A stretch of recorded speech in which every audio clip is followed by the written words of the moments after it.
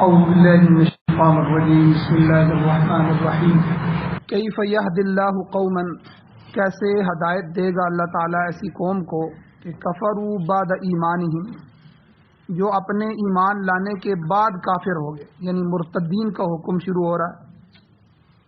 وشہدوا ان الرسول حق، حالانکہ انہوں نے اس بات کی گواہی بھی دی ہے کہ رسول حق ہے۔ وجاءہم البینات، اور آئے ان کے پاس کھلی نشانیاں، بینات واضح دلائل۔ واللہ لا یہدی القوم الظالمین، اور اللہ تعالی ظالم قوم کو ہدایت نہیں دیتا۔ اولئک، یہ مرتدین وہ لوگ ہیں، جزاؤہم، ان کا بدلہ کیا ہوگا کہ ان علیہم لعنت اللہ، کہ بے شک ان پر اللہ کی لعنت ہے۔ والملائکتی، اور فرشتے بھی ان پر لعنت کرتے ہیں، فرشتوں کی بھی لعنت۔ والناس اجمعین، اور تمام لوگوں کی ان پر لعنت۔ خالدین فیہا، ہمیشہ اس پہ رہیں گے۔ لا یخفف عنہم العذاب ولا هم ینظرون، نہ ان سے عذاب کم کیا جائے گا، تخفیف کی جائے گی، نہ وہ مہلت دیے جائیں گے۔ ہاں ایک صورت ہے کہ الا الذین تابوا، مگر وہ لوگ کہ جنہوں نے توبہ کر لی، من بعد ذالک، اس مرتد ہونے کے بعد، وَأَصْلَحُوا، اور اصلاح کی یعنی اچھے کام کیے، فَإِنَّ اللَّهَ غَفُورٌ رَحِيمٌ، پس بے شک اللہ تعالیٰ بخشنے والے ہیں، مہربان ہیں۔ لیکن ان الذین کفروا، بے شک وہ لوگ جنہوں نے کفر کیا، بعد ایمانہم، اپنے ایمان کے بعد یعنی مرتد ہوئے، ثم ازدادوا کفرا، پھر وہ اپنے کفر میں بڑھتے رہے، حد سے بڑھ گئے، لن تقبل توبتہم، ہرگز نہیں قبول کی جائے گی ان کی توبہ، وَأُولَئِكَ هُمُ الضَّالُّونَ، اور یہی وہ لوگ ہیں جو گمراہ ہیں۔ ان الذین کفروا، اور جہاں تک کافروں کا حکم ہے کہ بے شک وہ لوگ جنہوں نے کفر کیا، وَمَاتُوا، اور وہ مر گئے، وَهُمْ كُفَّارٌ، اس حال میں کہ وہ کافر ہی تھے، فَلَن يُقْبَلَ مِنْ أَحَدِهِمْ، ہرگز نہیں قبول کیا جائے گا ان میں سے کسی ایک سے بھی، مِلْءُ الْأَرْضِ، زمین بھر کر، ذهبًا، سونا، وَلَوِ افْتَدَىٰ بِهِ، اگرچہ وہ اس کا فدیہ دیں، اپنی زندگی کا فدیہ بھی دینا چاہیں، زمین بھر کر اللہ کو سونے کی دیں، تب بھی ان سے قبول نہیں کیا جائے۔ اولئک لہم عذاب علیم، یہی وہ لوگ ہیں جن کے لیے دردناک عذاب ہے، وما لہم من ناصرین، اور ان کے لیے کوئی مددگار نہیں ہوگا۔ سورہ آل عمران کی آیت نمبر 86، 87، 88 اور 89، 90، 91، یہ 6 آیتیں آج کے درس میں تلاوت ہوئی ہیں، آپ نے ترجمہ سنا ہے۔ اور آج کے درس کا ان آیات کا یہ دوسرا حصہ ہے، پہلا حصہ کل کے درس میں بیان ہو چکا ہے۔ اس کا خلاصہ یہ ہے کہ آخرت میں جو نجات کا دار و مدار ہے وہ اسلام ہے۔ اور میں نے ایک حدیث کل کے درس میں بیان کی تھی کہ حضرت ابو ہریرہ رضی اللہ تعالیٰ عنہ کی روایت ہے، اس میں الفاظ آتے ہیں کہ قیامت کے دن مختلف نیکیاں اللہ کی بارگاہ میں پیش کی جائیں گی، حاضر ہوں گی۔ مثلا نماز حاضر ہوگی اور وہ عرض کرے گی، اے پروردگار میں نماز ہوں۔ اللہ فرمائیں گے انت علی خیر، تو بہتری پر ہے، یعنی تمہارا بدلہ اچھا ہے، تو اچھی چیز ہے، تمہارا بدلہ اچھا۔ پھر صدقہ آئے گا، وہ بھی اسی طرح عرض کرے گا، مولا کریم میں صدقہ ہوں۔ اللہ فرمائیں گے تمہارا بدلہ بھی اچھا ہے، تم بھی بہتری پر ہو۔ جس شخص نے دنیا میں صدقہ کیا ہوگا اسے یقیناً اس کا اچھا بدلہ ہی ملے گا۔ اور اس کے بعد روزہ آئے گا، وہ عرض کرے گا انا الصوم، اے اللہ میں روزہ ہوں۔ اللہ فرمائیں گے تم بھی بہتری پر ہو۔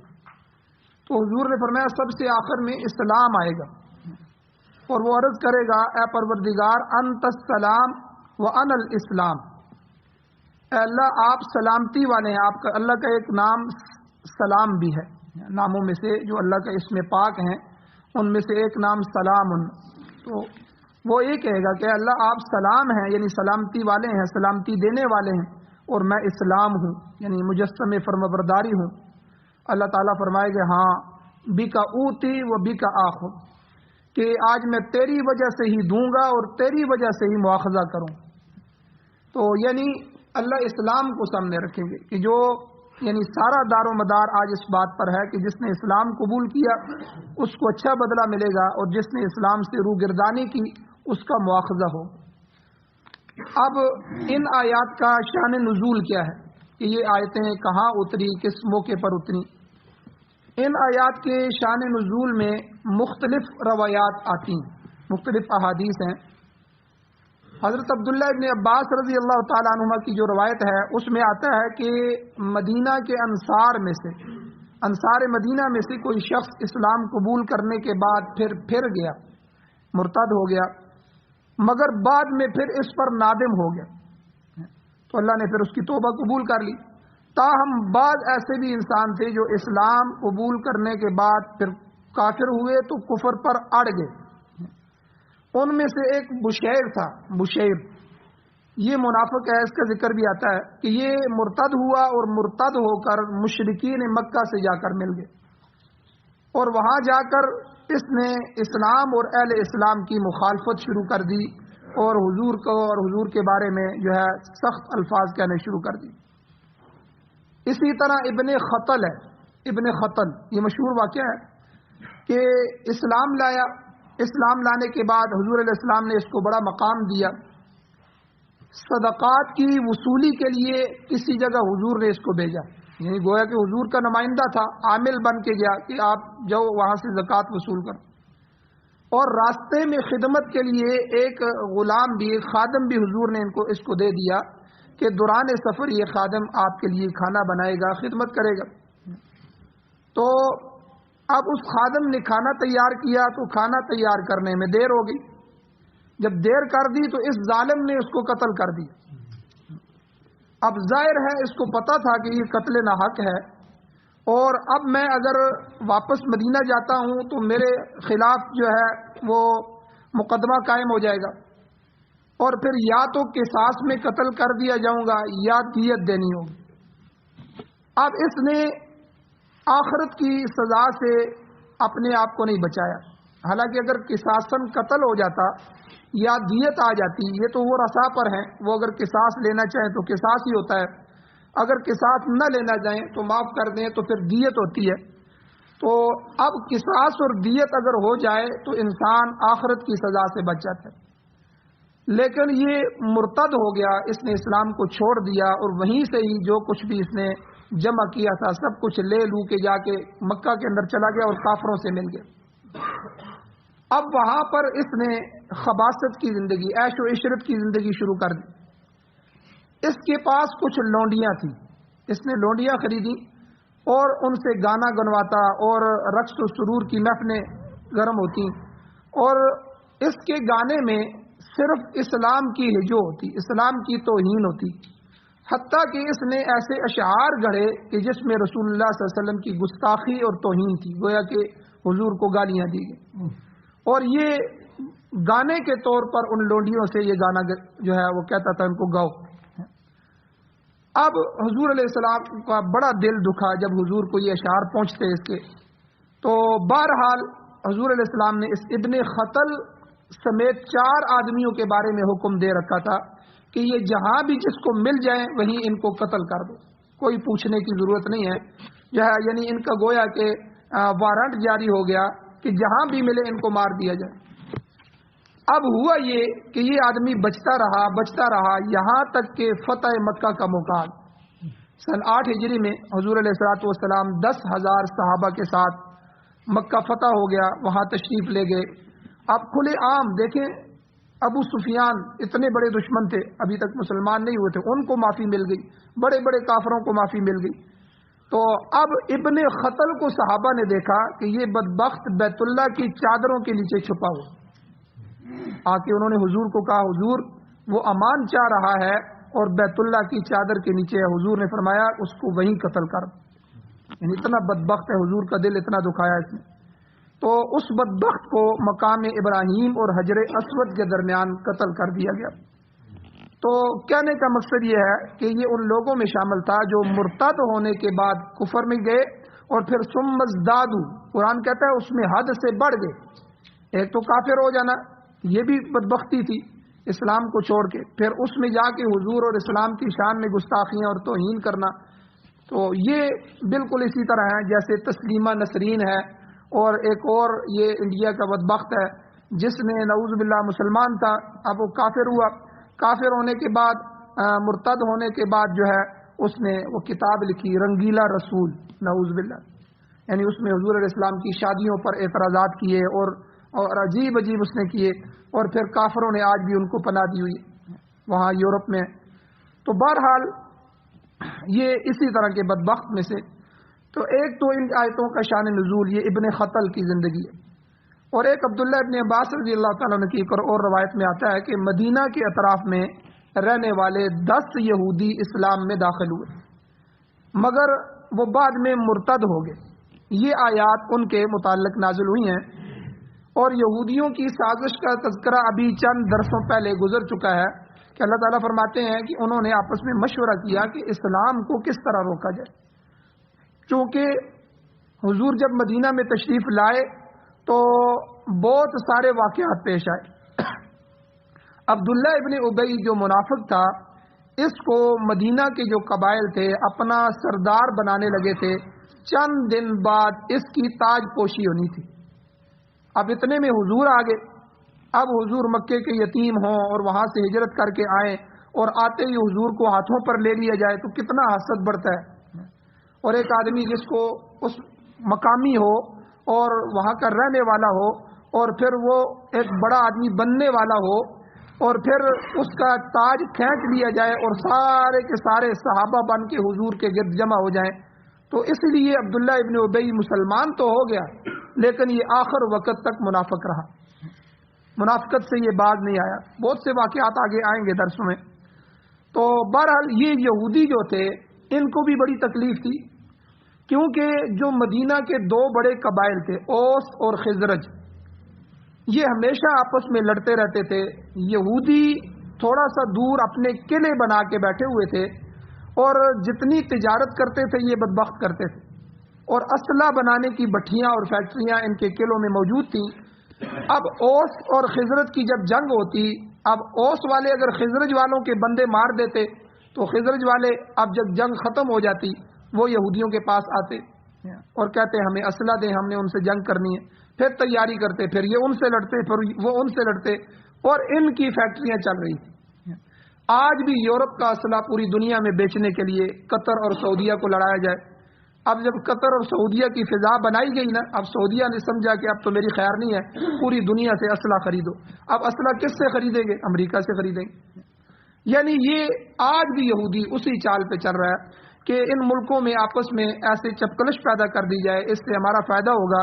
ایک تو یہ آپس میں لڑیں گے، اگر لڑیں گے نہیں تو ایک دوسرے کے دشمن بنیں گے، اور جب دشمن بنیں گے تو ان کو یہ محسوس ہوگا کہ ہماری حفاظت کے لیے جہاز ہمیں چاہیے، ہیلی کاپٹر چاہیے، ہمیں دوسرے اسلحے چاہیے، پھر وہ ہم سے خریدیں گے۔ تو یہی کام مدینہ کے یہودی کر رہے تھے۔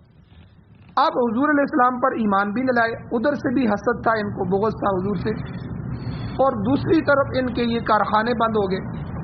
اب اوس اور خزرج دونوں قبیلے مسلمان ہو گئے، دونوں صحابہ بن گئے، اور حضور نے دونوں کو آپس میں اخوت اور بھائی چارہ بنا دیا۔ اب وہ جو فضا تھی وہ ختم ہو گئی، اب سارے کے سارا مدینہ بھائی بھائی بن گئے۔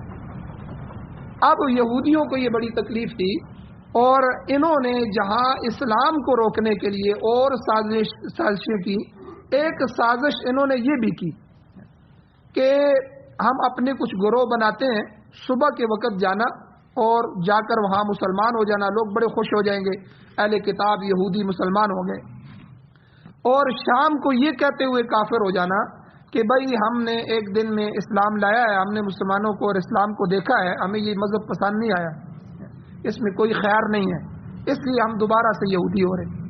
تو یہ ان کی ایک سازش تھی۔ قرآن نے کہا وقالت طائفۃ من اہل الکتاب، ایک طائفہ، ایک گروہ اہل کتاب میں سے انہوں نے کہا آمنوا بالذی انزل علی الذین آمنوا، تم ایمان لے آؤ اس پر جو ایمان والوں پر نازل ہوا ہے، وجہ النہار، دن کے پہلے حصے میں، وکفروا آخرہ، اور پھر آخری حصے میں، دن کے آخری حصے میں کافر ہو جانا، لعلہم یرجعون، اس سے فائدہ کیا ہوگا کہ یہ لوگ یعنی جو اسلام کی طرف آ رہے ہیں وہ اسلام میں آنے سے رک جائیں گے، اور جو نئے نئے آئے ہیں وہ تشویش میں پڑ جائیں۔ تو یہ ان کی چال تھی، تو اس کے متعلق یہ آیتیں نازل ہوئی ہیں۔ بہرحال یہ وہ یہود کا تعصب تھا اللہ تعالیٰ نے جس کو بیان فرمایا ہے کہ حضور خاتم النبیین صلی اللہ علیہ وسلم کی بعثت سے پہلے یہ لوگ آخری نبی کے منتظر تھے، اور یہ اپنی مجلسوں میں کہتے تھے کہ وہ نبی جب آئے گا تو ہم اس نبی کا ساتھ دیں گے اور اس کے ساتھ مل کر کفار اور مشرکین کا مقابلہ کریں گے اور ان پر غلبہ حاصل کریں گے۔ سورہ بقرہ میں گزر چکا ہے، وہ قرآن کی آیت ہے، وَكَانُوا مِن قَبْلُ يَسْتَفْتِحُونَ عَلَى الَّذِينَ كَفَرُوا۔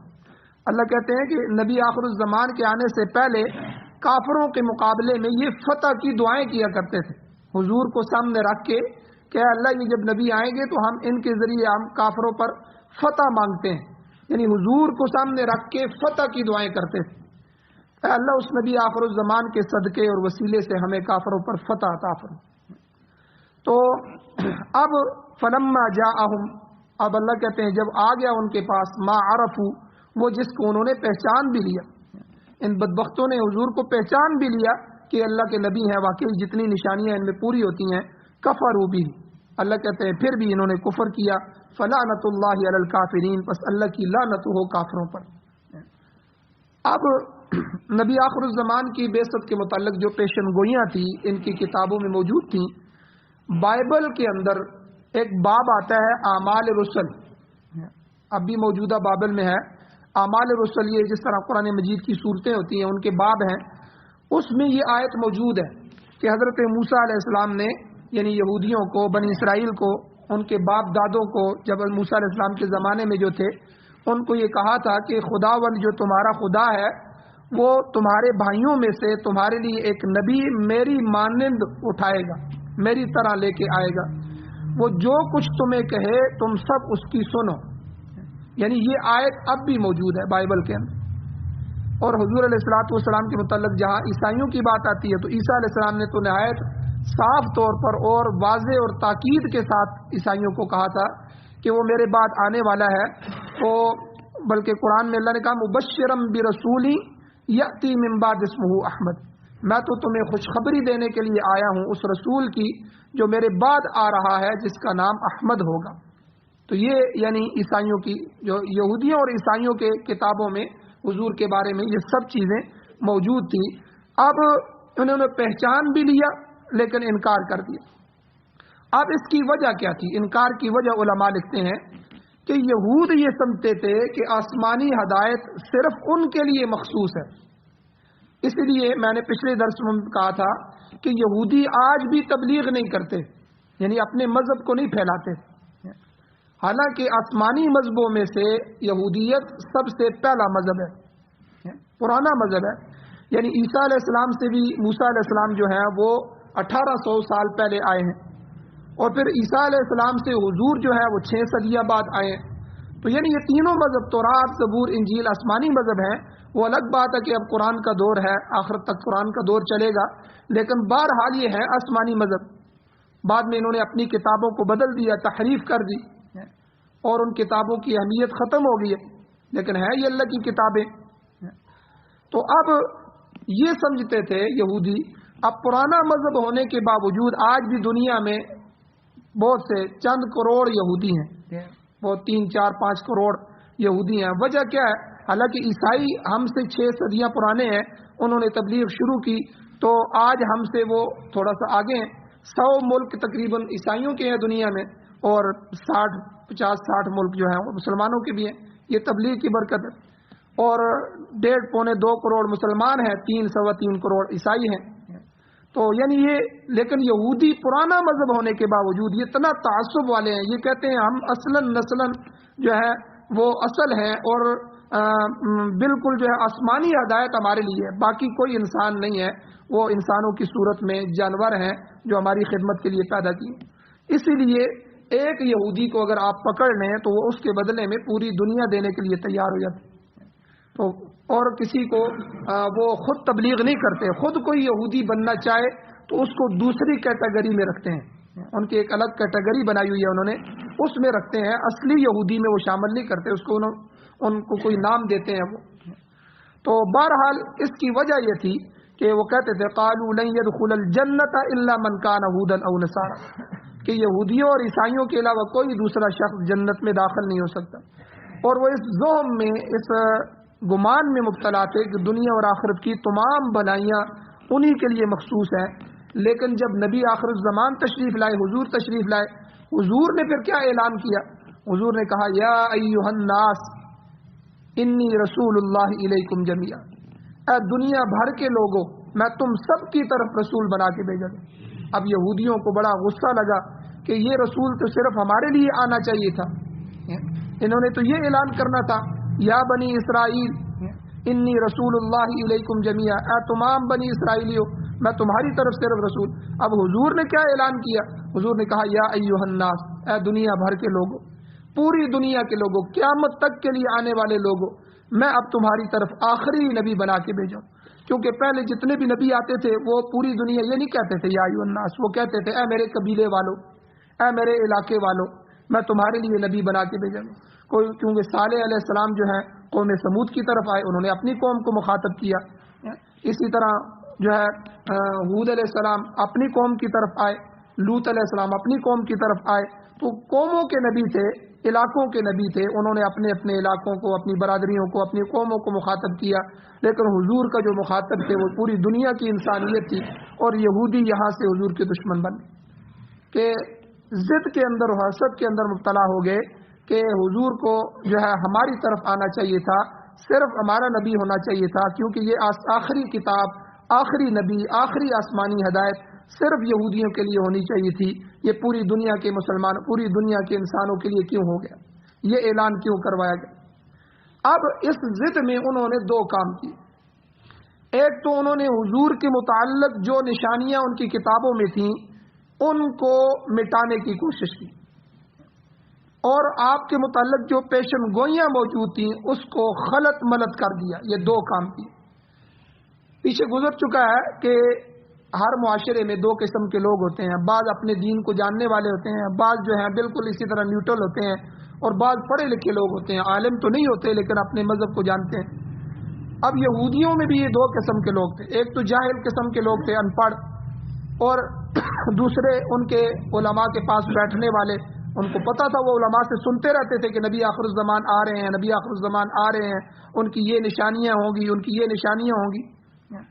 اب انہوں کے پاس اگر کوئی جاہل لوگ آ جاتے ان کے پاس اپنے لوگوں میں سے پوچھنے کے لیے، تو وہ ان کو کہتے کہ دیکھو بھائی ہمارے ہاں تو کوئی نشانیاں موجود نہیں ہیں، ایسی کوئی بات نہیں لکھی ہوئی ہماری کتاب میں.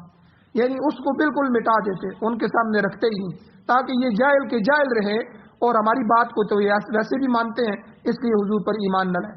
اور جب پڑھے لکھے لوگ آتے وہ کہتے یار تم سے ہم نے سنا تھا، ہم نے اپنے علماء سے یعنی تم کہتے تھے کہ نبی آخر الزمان آئے گا، ہمارے علم میں ہے، تم نشانیاں بھی بتاتے تھے، وہ نشانیاں ہمیں بتاؤ، ہم جا کے دیکھیں ان میں. تو اس میں خلط ملط کر دیتے. مثال کے طور پر حضور کی آنکھیں یعنی خوبصورت ہوں گی، وہ کہتے بدی ہوں گی، یہاں لکھا ہوگا ایسی ہوں گی، ٹیڑھی ہوں گی. یعنی بال گنگریانے ہوں گے، وہ کہیں گے سیدھے ہوں گے. یعنی انہوں نے حضور کی صفات کو خلط ملط کر دیا تاکہ اگر وہ جا کے دیکھیں بھی تو اس کے مقابل غلط پائیں اور حضور پر ایمان نہ لائیں. واقعی یار یہ تو غلط ہیں، یہ تو ٹھیک نہیں. تو یعنی اس تعصب میں یہ آگے بڑھے. تو اللہ جل شانہ نے یہ آیات نازل فرمائی، اور اس میں اللہ تعالیٰ نے فرمایا کہ کیف یہد اللہ قوما، اللہ کیسے ایسی قوم کو ہدایت دے گا، کفروا بعد ایمانہم، جنہوں نے اپنے ایمان لانے کے بعد کفر کیا. وشہدوا ان الرسول حق، حالانکہ جب وہ ایمان والے تھے تو انہوں نے گواہی بھی دی تھی کہ بے شک خدا کا رسول برحق ہے. وجاءہم البینات، اور ان کے پاس واضح اور کھلی کھلی نشانیاں بھی آ گئی ہیں. یاد رکھو جب تک کوئی ظلم اور ستم قوم کرتی رہے گی، جب قوم ظالم ہوگی، واللہ لا یہدی القوم الظالمین، اللہ ایسی قوم کو ہدایت نہیں دیتے جو ظلم ہے. رائے راست پر آنے کے لیے شرط یہ ہے کہ انسان اپنی غلطی یا اپنے ظلم سے باز آ جائے، اس کو چھوڑ دے اور خلوص دل سے ہدایت کا طالب، تو اللہ تعالیٰ اس کے لیے ہدایت کا راستہ کھول دیتے ہیں. مگر یہ لوگ تو بدنیت ہیں، بد کردار ہیں. اولئک جزاؤہم، تو ان کا بدلہ کیا ہوگا، ان علیہم لعنت اللہ، ان پر خدا کی پھٹکار، لعنت ہے. لعنت کا معنی خدا کی رحمت سے دوری ہے. مطلب یہ ہے کہ یہ اللہ تعالیٰ نے ان کو اپنی رحمت سے دور کر دیا. اس میں مسئلہ بھی سن لیں کہ عام مسلمان پر لعنت کرنا جائز نہیں ہے. یعنی لعنت کا مطلب بہت سخت ہے، گویا کہ کسی کو کفر میں داخل کرنا ہے. اس لیے بعض مائیں اپنے بچوں کو جو ہے لعنت کرتی رہتی ہیں، بعض بھائی دوسرے بھائیوں کو، بعض لوگ لڑتے ہیں تو آپس میں ایک دوسرے کو لعنتی کہتے ہیں یا اس طرح کی لعنت کرتے ہیں، تو یہ کسی ایمان والے کے لیے تو بالکل اجازت نہیں۔ اور کافر جو ہیں وہ کفر کے اعتبار سے تو ان پر لعنت ہے، لیکن معال اور نتیجے کے اعتبار سے کوئی پتہ نہیں ہے، ہو سکتا ہے اللہ ان کو اسلام کی توفیق عطا فرما دے، وہ اس لعنت سے بچیں۔ تو بہرحال جو کفر میں چلے گئے ان پر اللہ کی لعنت۔ والملائکتی، اللہ نے فرمایا اللہ کے فرشتے بھی ان پر لعنت اور پھٹکار کرتے ہیں۔ اس کی وجہ یہ ہے کہ یہ لوگ رسول کی آمد سے پہلے ان کو مانتے تھے، مگر جب وہ آ گئے اور انہوں نے ضد اور عناد کی وجہ سے ان کا انکار کر دیا۔ اور پھر تیسرے نمبر پر جن لوگوں کا خاتمہ ہی کفر پہ ہوتا ہے، اسی حالت میں مر جاتے ہیں، تو وہ الناس اجمعین، پھر تمام کی تمام مخلوق بھی ان پر لعنت بھیجتی ہے۔ اور اس لعنت کا ثمرہ کیا ہے کہ خالدین فیہا، وہ ہمیشہ اس لعنت میں ہمیشہ گرفتار رہیں گے، جہنم اور جہنم کی آگ میں رہیں گے۔ لا یخفف عنہم العذاب، نہ تو ان سے عذاب کی تخفیف ہوگی، وہ عذاب ان سے کم نہیں کیا جائے گا، ولا ہم ینظرون، اور نہ انہیں مہلت دی جائے گی۔ اب مہلت کس چیز کی؟ کہ نہ ان کو اپنی اصلاح کرنے کی مہلت دی جائے گی، نہ اللہ تعالیٰ کو منانے کا کوئی موقع انہیں ملے گا، تو یعنی ان کے لیے مہلت بھی کوئی نہیں ہے۔ اللہ جل شانہ سے دعا ہے اللہ ہمیں عمل کی توفیق عطا فرمائے۔ 2-3 آیتیں اگلی ہیں انشاءاللہ کل کے درس میں بیان کی جائیں گی۔ آمین۔ الحمدللہ رب العالمین والعاقبۃ للمتقین والصلاۃ والسلام علی رسولہ النبی الامی الکریم۔ اللهم ربنا آتنا فی الدنیا حسنۃ وفی الآخرۃ حسنۃ وقنا عذاب النار۔ یا اللہ ہماری کمیوں کوتاہیوں کو معاف فرمائیے، درگزر فرمائیے، صغیرہ کبیرہ گناہوں کو معاف فرمائیے۔ یا اللہ قرآن و سنت کو سننے، سمجھنے، اس پر عمل کرنے، اس کی اشاعت کرنے، اس کی حفاظت کرنے کی توفیق عطا فرمائیے۔ یا اللہ غلبہ دین نصیب فرمائیے، قرآن و سنت کی بہاریں نصیب فرمائیے۔ یا اللہ پوری دنیا میں جتنے بھی باطل نظام جمہوریت سمیت کام کر رہے ہیں، یا اللہ سب کو ختم فرمائیے۔ یا اللہ اسلام کی امارت کی خلافت کی بہاریں ہمیں نصیب فرمائیے۔ یا اللہ ہم سب کا خاتمہ ایمان پر فرمائیے۔ یا اللہ جو حضرات ایمان کی حالت سے دنیا سے جا چکے ہیں ان سب کی بخشش فرمائیے، جو بیمار ہیں ان کو شفا عطا فرمائیے۔ یا اللہ دین کے جتنے بھی شعبے ہیں یا اللہ پوری دنیا میں، یا اللہ ان سب کو آباد فرمائیے، ان کی حفاظت فرمائیے۔ یا اللہ پورے عالم میں جہاں جہاں دین کے کام ہو رہا ہے یا اللہ اس کو قبول فرمائیے۔ یا اللہ پوری دنیا کے ہدایت کے فیصلے فرمائیے۔ یا اللہ نبی علیہ السلام کی شفاعت نصیب فرمائیے، حضور کے دست مبارک سے حوض کوثر سے سرابی نصیب فرمائیے۔ صلی اللہ تعالی علی خیر خلقہ محمد و آلہ و اصحابہ اجمعین برحمتک یا ارحم الراحمین۔